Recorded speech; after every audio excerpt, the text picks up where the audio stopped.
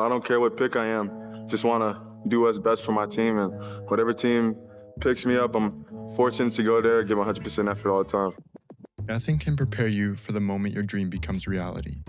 No amount of media training, sage advice from mentors, or practicing in front of a mirror will ever make you ready for that split second where everything changes, when everything you've been working towards materializes. Some smile, others cry, and if you're Collin Murray-Boyles, you might curse. Not out of disappointment, but disbelief. Disbelief that a childhood dream is finally coming true. All the late nights in the gym, the court his father built him during the pandemic, and the film sessions with his brother meticulously breaking down his game have all led Collin to this moment. Now, as his rookie season draws near, the real work begins.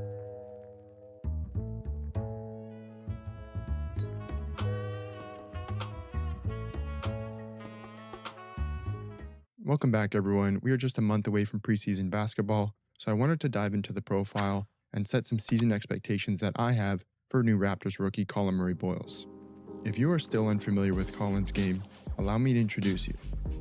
A 4-star recruit out of South Carolina, Collin stuck around in his home state and attended the University of South Carolina, where he played for 2 years. His freshman season, he averaged 10.4 points, 5.7 rebounds, and 1.8 assists. He had some draft buzz, but ultimately returned for another year, which was a great decision. In his sophomore season, he started all 32 games and put up 16.8 points, 8.3 rebounds, and 2.4 assists. Counting stats, of course, are just one piece of the puzzle, so let's dive into his game and what we can expect from him this season.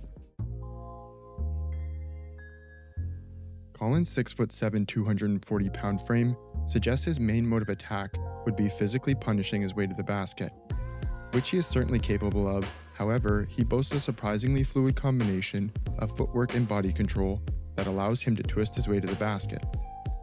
He is composed on drives, rarely gets overwhelmed, and prefers to face up over post up, which in his role as a small ball 5 allowed him to cook vertically gifted opponents by putting the ball on the floor and challenging their ability to slide their feet with him. A standout skill for Collin, at least at the college level, was his rim finishing. He shot a ridiculous 74% at the rim in the half court, and it'll be interesting to see how that translates against NBA-level rim protection. His blend of strength and soft touch allows him to finish very well through contact. He is surprisingly flexible and crafty under the rim, and his ability to finish with both hands adds a layer of unpredictability to his game.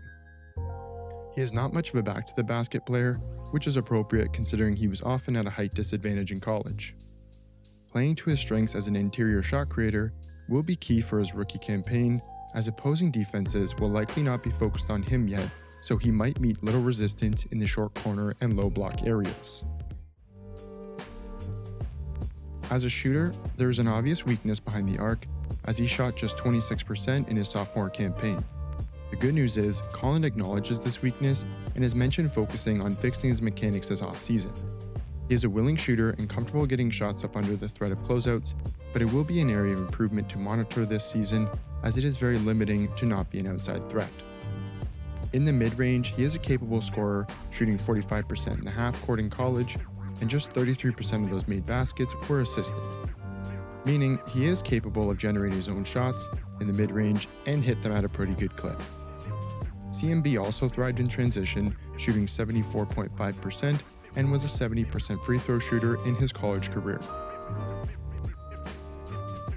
As a passer, Collin was one of the best playmaking bigs in college last season. His 2.4 assist average undersells his court vision and adept connected passing. His impressive 21% assist rate confirms what the eye sees. He is a quick decision maker out of delay actions and dribble handoffs, as well as a proficient short roll playmaker. He has the strength to absorb contact and maintain his balance under pressure, allowing him to correctly time his passes with defensive rotations.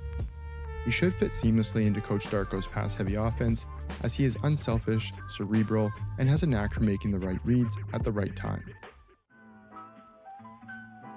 Rebounding is an undervalued skill in today's NBA, and Collin's relentless effort to win both defensive and offensive rebounds will be instrumental for the bench unit.